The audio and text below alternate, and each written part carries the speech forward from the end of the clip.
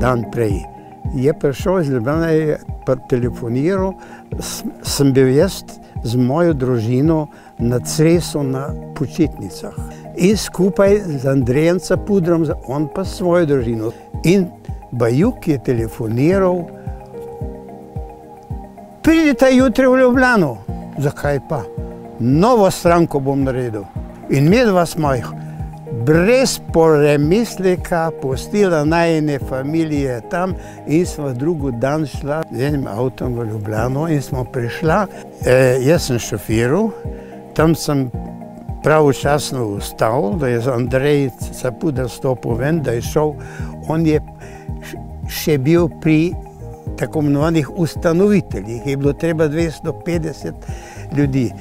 Jaz sem pa z avtom šel naprej, da bom parkiral, nekaj prišel nazaj. Je bilo pa dovolj podpisnikov, tako da jaz nisem med tistimi, ki smo podpisali prvi. Čeprav sem šel s Cresa. Hkrati smo potem tudi ustanovili razne odbore, med drugim tudi odbor seniorjev. Jaz sem takrat že bil v upokoju po županski službi. In mene so izvolili za prvega predsednika seniorjev. Do prvih volitev sem se zelo zavzemal za to stranko, jaz osebno, kolikor sem mogel. In na naslednjih volitvah smo v Ljubljani dobili 13,8%. Andreja Bajuka se izredno lepo spominjam, tudi mi je tu in tam kaj vprašal, poslušal. Ampak kot rečeno, on je bil velik demokrat, svetovljan in se ni zavedal, da je bistveno strankino delo med ljudmi doma. Tega se ni zavedal. Jaz sem ponosen na to, da smo ohranili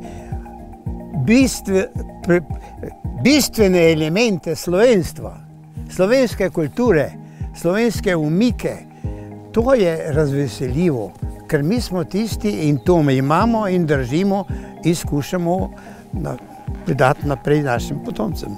Nova Slovenija je neke vrste garant za slovensko kulturo, slovensko istovetnost, ki je zorela, odkar smo sprejeli krščanstvo. Od bežinskih spomenikov naprej, zlasti pa po Janezu evangelistu Kreku, ki je začetnik našega krščanskega političnega gibanja.